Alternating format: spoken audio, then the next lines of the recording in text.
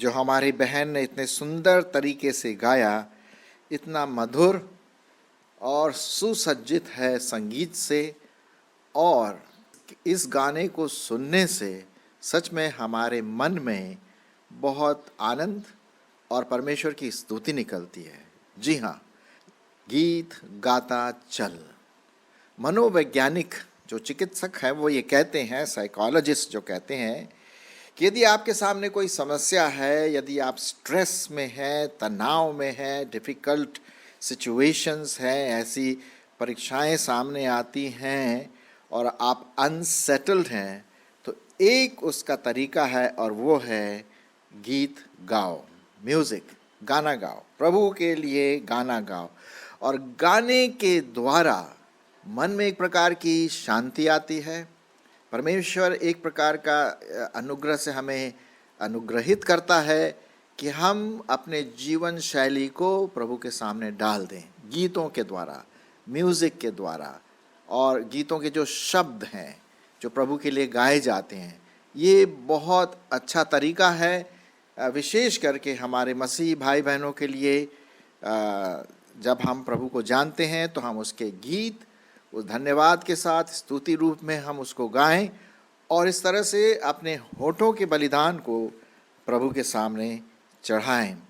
शायद आपको याद होगा पुराने नियम में जब शाऊल राजा बहुत बीमार था और बहुत परेशान था, उसने क्या किया, उसने दाऊद को बुला करके उसने म्यूज़िक बजवाया और हार्प से, और उस हार्प से जब दाऊद ने म्यूज़िक बजाया और गाया तो उसके दिल को शांति मिली। गीत या क्रिश्चियन म्यूज़िक हमारे जीवन में एक सकारात्मक प्रभाव डालता है। और मैंने क्योंकि स्टडी किया म्यूज़िक के बारे में, बता सकता हूँ आपको कि जो मसीही गीत हैं, मसीही म्यूज़िक है, विशेष करके जो क्रिश्चियन है म्यूज़िक है, उसमें एक प्रकार की सामर्थ्य पाई जाती है जो परमेश्वर उन गीतों के द्वारा, गाने के द्वारा हमें अपनी सामर्थ्य हम तक पहुंचाता है। एक प्रकार की शांति मिलती है। और बस अगर आप ये गीत जो अभी गाया गया, तेरी आराधना करूं, तेरी आराधना करूं, तो अगर मन से आप गाएं तो इतना अच्छा लगता है अपने हाथों को ऊपर उठा करके परमेश्वर के सामने। तो आज मैं इसी के संबंध में आपसे कुछ बातें करना मांगता हूं कि एक मसीही विश्वासी को, मसीही जन को हर समय जब भी हो गुनगुनाते रहना चाहिए, सीटी बजाते रहना चाहिए। सीटी मतलब प्रभु के लिए सीटी बजाते रहना चाहिए, म्यूज़िक बजाए, गीत गाए, गुनगुनाए। और इससे क्या होता है, प्रकट होता है प्रशंसा, आनंद। वो व्यक्ति बहुत खुश है ऐसा लगता है। तो गीत हमारे जीवन का एक हिस्सा है, मसीही जीवन का एक बहुत भारी हिस्सा है, और बाइबल में इसका बहुत बड़ा महत्व भी हम देखते हैं। सो आइए मैं कुछ बातों को आज सवेरे आपके सामने रखूंगा और आशा है कि आप इसको ध्यानपूर्वक लेंगे, अपने दिल, दिमाग, मस्तिष्क, व्यक्तित्व में लेंगे और अनुसरण भी करने की कोशिश करेंगे। मैंने इसका अनुभव किया है, विशेष करके जब मैं अकेला हूँ और जब मैं कुछ समस्याएं मेरे जीवन में आती हैं, तो बस मैं एक गीत मुझे याद आ रहा है जो मैं बार बार गाता हूँ, हालेलुया स्तुति गाए हम, हा हा हालेलुया स्तुति गाए हम, यीशु की स्तुति गाए हम। आपने भी गाया होगा, बहुत अच्छा गीत है। ऐसे कई गीतकार हैं, मसीही गीतकार, जिन्होंने बड़े अपने हृदय से इन गीतों को लिखा, जिसको हम गाने के द्वारा प्रभु की स्तुति और महिमा करते हैं। तो आइए कुछ बातों को हम देखेंगे। पहली बात, परमेश्वर के वचन में लिखा हुआ है, इफिसियों 5:18 और उसका 19 पद में आपके लिए पढ़ूंगा। इफिसियों उसका 5वां अध्याय और 18 पद। देखिए वहाँ पर क्या लिखा हुआ है परमेश्वर के वचन में। यहाँ लिखा हुआ है, और दाखरस से मतवाले न बनो, क्योंकि इससे क्या होता है, लुचपन होता है, पर पवित्र आत्मा से परिपूर्ण होते जाओ। और उसका रिजल्ट क्या है, जब पवित्र आत्मा से आप और मैं परिपूर्ण हो जाते हैं, पवित्र आत्मा से कंट्रोल्ड हो जाते हैं, तो 19वें पद में लिखा है, आपस में भजन और स्तुति गान और आत्मिक गीत गाया करो और अपने अपने मन में प्रभु के सामने गाते और स्तुति करते रहा करो। देखिए यहाँ पर पौलुस प्रेरित बहुत साफ रीति से कहता है कि एक विश्वासी को गाने वाला विश्वासी होना चाहिए। अब मैं नहीं बोल रहा हूँ, आप बोलेंगे भाई मुझे तो गाना ही नहीं आता है। कई लोग बोलते हैं मैं तो गा ही नहीं सकती, मैं तो गा नहीं सकता। यहाँ पर हम किसी को इम्प्रेस करने के लिए नहीं गा रहे हैं। यहाँ पर हम अपने ओंठों के द्वारा जैसा कटा फटा है उसके द्वारा प्रभु की स्तुति कर रहे हैं, है ना। तालियों के लिए नहीं कर रहे हैं हम। ताली तो प्रभु बजाने वाला है कि लोग मेरी स्तुति कर रहे हैं। तो हमें मुझे गाना नहीं आता, ये नहीं आता, वो नहीं। अगर आप बोल सकते हैं आप गा भी सकते हैं, ठीक है। तो आप प्रभु के लिए गाइए, दिल से गाइए। और ये बात यहाँ पर देखते हैं। तो स्तुति गान और आत्मिक गीत गाया करो, क्योंकि मसीह जीवन का बड़ा भारी हिस्सा है। आपने देखा होगा कलीसिया में जब भी हम मीट करते हैं तो गीत गाते हैं, 2-3 गीत, और बंद भी हम गीत के साथ करते हैं। आगे बढ़ेंगे। कुलुस्सियों की पत्री उसका 3 अध्याय, कुलुस्सियों उसका 3 अध्याय और 16 पद। देखिए क्या लिखा है वहाँ, बहुत अच्छा पद लिखा है। मसीह के वचन को अपने हृदय में अधिकाई से बसने दो और सिद्ध ज्ञान सहित एक दूसरे को सिखाओ, चिताओ और अपने अपने मन में कृतज्ञता के साथ परमेश्वर के लिए भजन और स्तुति गान और आत्मिक गीत गाओ। यहाँ पर भी वही बात आ रहा है, गीत गाने के लिए। अगर आप इंस्ट्रूमेंट बजाते हैं वो भी बहुत अच्छी बात है, और इंस्ट्रूमेंट के साथ साथ आप गीत गाइए। या ऐसे ही जब खाना पका रहे हैं, आप जा रहे हैं स्कूटर में, गाड़ी में काम कर रहे हैं, अपने मन में इस तरह से आप करते रहिए। ज़रूरी नहीं कि शब्द बाहर आए, तो वो जो अंदर का जो उद्गार है, अंदर की जो खुशी है, अंदर का जो आनंद है, वो एक तरह से बाहर आ जाता है मसीही गीत में। और यही आपको और मुझको भी करना है।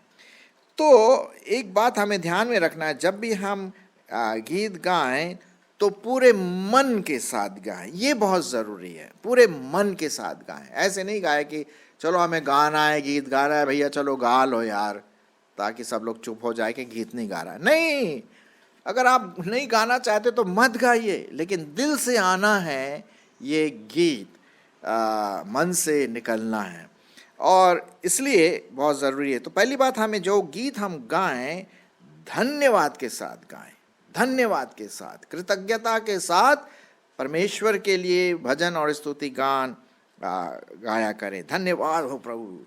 मैं एक और पद पढ़ूंगा इसी से संबंधित, भजन संहिता 95 भजन संहिता 95 और उसका मेरे ख्याल में यहाँ पर मैंने लिखा 2 पद। देखिए क्या लिखा हुआ है, हम धन्यवाद करते हुए उसके सम्मुख आए। क्या बढ़िया है, हम धन्यवाद करते हुए उसके सम्मुख आए और भजन गाते हुए उसका जय जयकार, जय जयकार, जय जयकार। एक गीत भी तो है, जय जयकार, जय जयकार, जय जयकार करो। अरे साहब, मेरे मन में बहुत सारे गीत आ रहे, शायद आपके मन में भी आ रहे होंगे। सो हम जय जयकार के साथ, धन्यवाद के साथ वो गीत गाएं। लेकिन एक बात मैं आपको बताना मांगता हूँ, जब भी हम गीत गाएं तो समझदारी के साथ गाएं, समझ के गाएं कि हम क्या गा रहे हैं। कभी कभी हम क्या करते हैं, गीत तो गाते हैं लेकिन उसके मतलब को हम नहीं समझते हैं। अगर आपको मतलब नहीं पता तो पूछिए दूसरों से कि भाई इसका मतलब क्या है। मैं आपके लिए पढ़ूंगा 1 कुरिन्थियों 14 अध्याय, 1 कुरिन्थियों उसका 14 अध्याय और 15वां पद। सुनिए क्या लिखा हुआ है परमेश्वर के वचन में। तो क्या करना चाहिए, मैं आत्मा से भी प्रार्थना करूंगा और बुद्धि से भी प्रार्थना करूंगा, मैं आत्मा से गाऊंगा और बुद्धि से भी गाऊंगा। कहने का मतलब है कि जब भी हम गीत गाते हैं प्रभु के लिए, तो हम आत्मा में होकर गाएं। क्यों? क्योंकि परमेश्वर आत्मा है और जो उसकी आराधना करे कैसे करे, आत्मा और सच्चाई से करे। तो आत्मा में वो गीत गाएं। फिर उसके बाद बुद्धि से भी गाएं। बुद्धि का मतलब है, आप ये समझिए कि शब्द में जो गा रहा हूं क्या मतलब। अब कई लोग गाते हैं हालेलुया स्तुति गाएं हम। मैंने एक बार पूछा, भाई आपको हालेलुया का मतलब पता है? नहीं, बोले नहीं पता। तो मैंने बस जानिए उसका मतलब क्या है। हालेलुया का मतलब है प्रेज द लॉर्ड, प्रभु का धन्यवाद हो, उसकी स्तुति हो, है ना। तो हमें बुद्धि के साथ भी गाना है और आत्मा के साथ भी गाना है। गीत गाता चल, गीत गाता चल, है ना। और आपके लिए, मेरे लिए बहुत बहुत इम्पोर्टेंट है। अच्छा साहब, आगे बढ़ेंगे। हम किन किन बातों के लिए परमेश्वर की स्तुति और धन्यवाद करें, क्या क्या बातें जिससे हम गाना गाएं। धन्यवाद के साथ गाएं जो काम उसने आपके और मेरे जीवन में किया है, नया जीवन दिया है, हमारे पापों को क्षमा किया है, हमारा उद्धार किया है, हमें आशीषें दी हैं, हमें चंगाई दी है। अरे साहब, तो गीत तो गाना ही है, बिल्कुल गाना है कि नहीं। तो पहले तो हम उसके प्रेम के लिए गीत गाएं जो उसने हमसे किया। भजन संहिता और उसका 89 चैप्टर 89, भजन संहिता 89। अब मुझे हिंदी में नहीं पता, आप समझ गए होंगे। 89 और उसका पहला पद देखिए क्या लिखा हुआ है। मैं यहोवा की सारी करुणा के विषय सदा गाता रहूंगा, मैं तेरी सच्चाई पीढ़ी से पीढ़ी तक बताता रहूंगा। यहां पर लिखने वाला कहता है परमेश्वर की करुणा, उसका प्रेम जो हमारे प्रति किया, उसने हमारे लिए सब कुछ प्रोवाइड किया, दिया, हमें हेल्थ दिया, हमें श्वास दिया, हमें पैसे दिए, हमारे कपड़े लत्ते दिए, हमें जीवन दिया। अरे साहब क्या बताऊं, ढेर सारी चीजें। गाते रहिए, गाते रहिए। गाने से क्या होता है, एक लय आती है, एक बड़ा अच्छा मन में प्रसन्नता आती है, और जितने दुख मुसीबत है वो टाटा बाय बाय हो जाते हैं। जी हाँ, गाइए, गाना सीखिए। चाहे आपका गला खराब हो, उससे मतलब नहीं है। परमेश्वर गले को नहीं देखता, अंदर की जो भावनाएं हैं परमेश्वर उसको देखता है। फिर जो कुछ परमेश्वर ने हमारे लिए, आपके लिए किया, उसके लिए हम क्या करें, धन्यवाद दें, है कि नहीं। और गाना कैसे है आपको, आनंद के साथ, आनंद के साथ गाना है साहब, खुशी के साथ गाना है। ये नहीं जैसे गा रहे हालेलुया स्तुति गाए, अरे ये कोई इसमें कोई आनंद है, ये नहीं है। कई लोग मैं देखता हूँ कि चर्च में ऐसे ही गाते, बेचारा और लीडर को बोलना पड़ता, भैया खुशी के साथ गाओ यार, हैं। हालेलुया स्तुति गाए हम, अरे यीशु की स्तुति गाए हम। आनंद उसमें कुछ होना चाहिए, कि खुशी है कि परमेश्वर आपके साथ है और आपके लिए ये सब चीजें किया। भजन संहिता उसका 100 अध्याय, भजन संहिता उसका 100वां अध्याय और उसका 2 पद देखिए क्या लिखा हुआ है।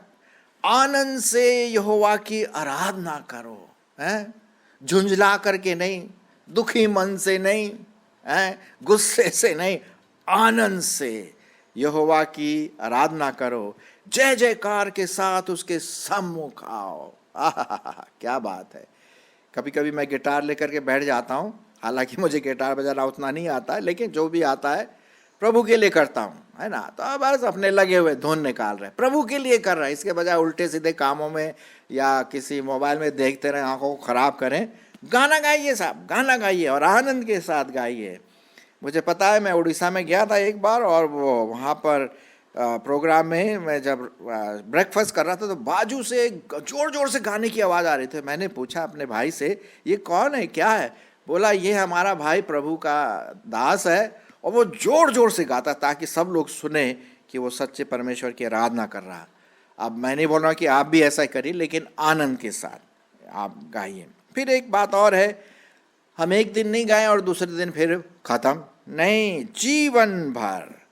भजन संहिता और उसका 104 अध्याय, भजन संहिता 104 अध्याय और उसका 33 पद देखिए क्या लिखा हुआ है।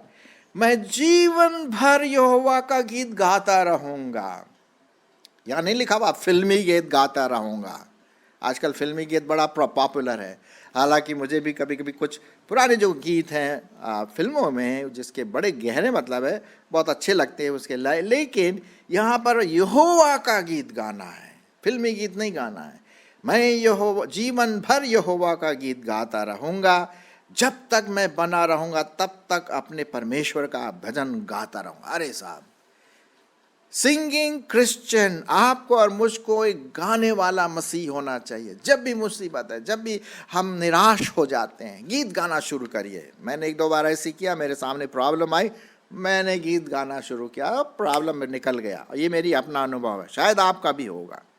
तो जीवन भर दुख में, मुसीबत में, अच्छाई में, बुरे दिनों में भी, आजकल कोरोना का वो चल रहा है?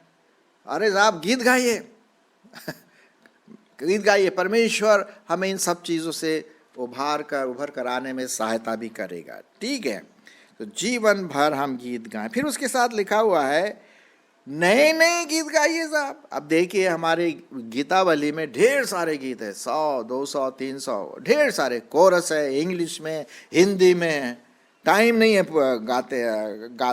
गाने के लिए।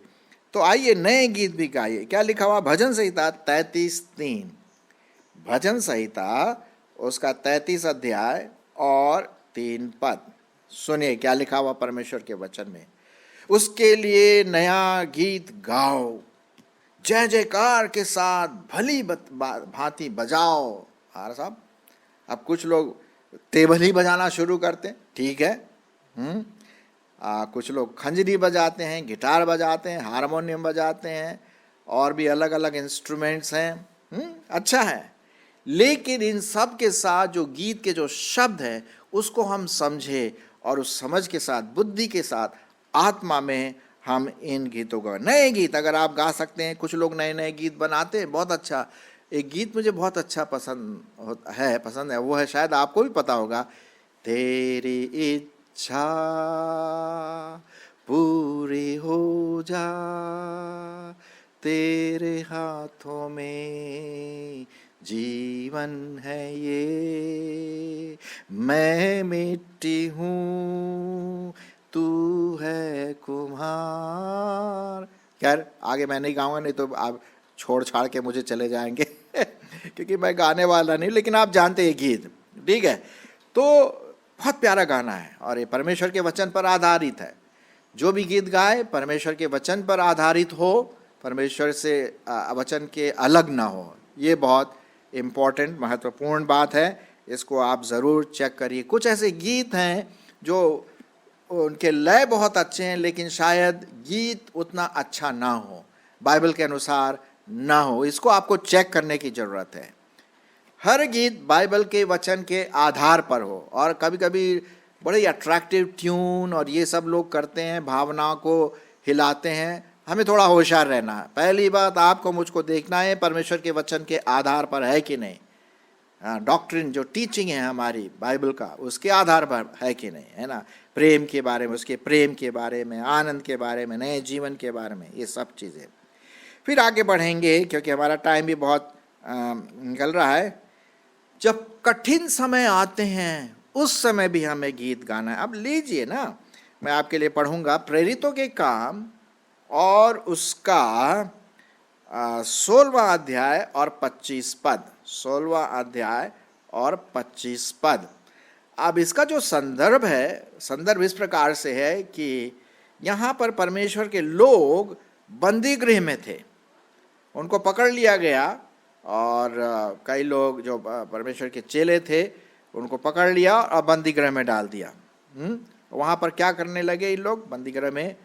25 पद। आधी रात के लगभग पौलुस और सिलास प्रार्थना करते हुए परमेश्वर के भजन गा रहे थे। लो साहब, कोई गीत गाता है जेल में? बहुत मुश्किल वाली बात है कि नहीं भैया? जेल से बाहर कब निकलो, कैसे करो, क्या करो? नहीं, इन लोगों को पूरा विश्वास था परमेश्वर छुड़ाएगा, क्योंकि मसीह लोग, विश्वासी लोग प्रार्थना कर रहे थे इनके लिए, और ये साहब क्या कर रहे हैं दोनों? प्रार्थना और गीत गा रहे हैं, और कैदी भी उनको सुन रहे थे। तो देखिए ये गीत गाते गाते, और जैसे ही अचानक क्या हुआ, अचानक से एक बड़ा भूकंप हुआ, और बंदी गृह की नींव हिल गई, और सब द्वार खुल गए, और सब ये दरोगा भी जाग उठा। तब पौलुस ने बताया प्रभु के बारे में, और उसने प्रभु को ग्रहण किया। गीत गाता चल। आपको नहीं पता आपके गीत गाने से कितनों को आशीष मिलती है कि नहीं? कईयों ने, जब आप गीत गाते हैं तो लोग आपको बोलते हैं, भाई आपके गाने से मुझे टच हुआ, मुझे छुआ आपके गाने ने, अच्छा लगता है। प्रभु की आत्मा छुए। तो मेरे प्रियो, आज हमने देखा कि किस प्रकार से हम गीत गाने वाले मसीही बने हैं, सिंगिंग क्रिश्चियन। अच्छे समय में, बुरे समय में, बीमारी में, हेल्दी वेल्दी, जब भी हो परमेश्वर के लिए गीत गाते, क्योंकि ये परमेश्वर के प्रति एक बलिदान है, हमारे ओंठों का बलिदान है। सो आइए हम इन बातों को ध्यान में रखते हुए अपने ओंठों को खोले, अपने मन को खोले, गुनगुनाएं। रास्ते में चल रहे हैं तो गुनगुनाएं और प्रभु के लिए स्तुति महिमा गाएं। सिंगिंग क्रिश्चियन, चल गीत गाता चल, ओ मसीही गीत गाता चल। आमीन।